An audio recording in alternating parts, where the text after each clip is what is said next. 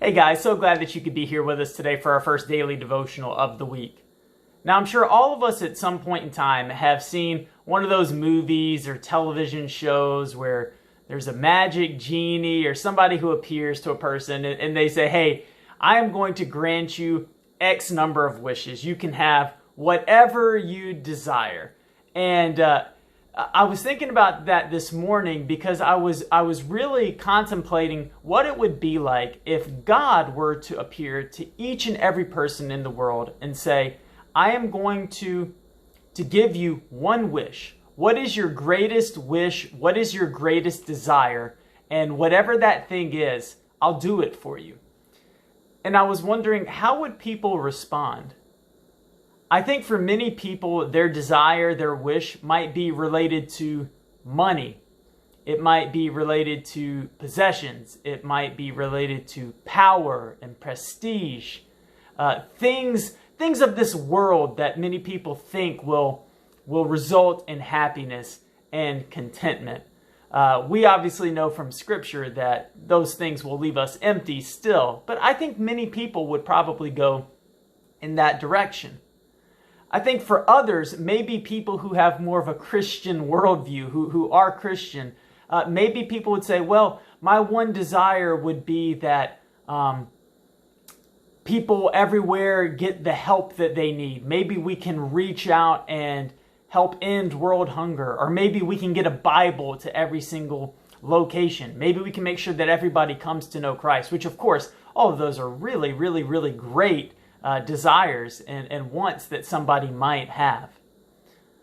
But I was looking at Scripture and thinking about King David, who is called a man after God's own heart. That means that there's something about David's approach to things that God approves of. We know that David committed sin. We know that he was not a perfect human being, but the attitude and the posture of his heart was correct. And I want to read this verse from Psalm 27. It's verse 4, where David talks about what his one desire, his one thing that he would wish. He clarifies what it would be. And I think we're given a glimpse into what it looks like to have a heart after God. This is what David says in Psalm 27.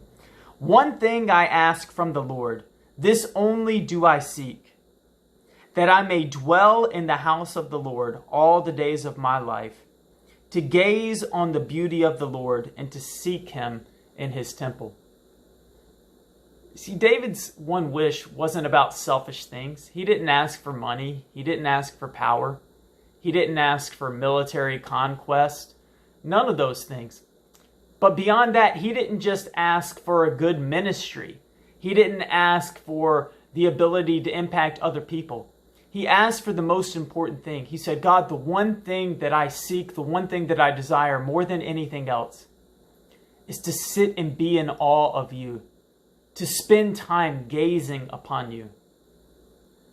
Now, I think for some of us, we go, yeah, that sounds good, but wouldn't he rather go out and do things for God? Like, isn't it more important that he go out and get things accomplished for God? But see, I think David has the right thing in mind.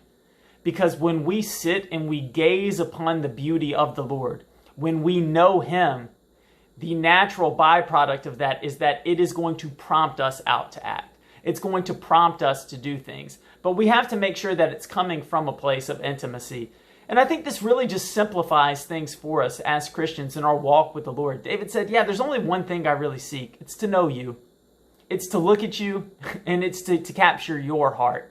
Everything else flows from that place. So let's get away from this complicated Christianity and let's get back to the basics. The simplicity of sitting and looking at God, knowing him more, and letting him change our desires, letting him change and rearrange everything about us that we might bring him glory.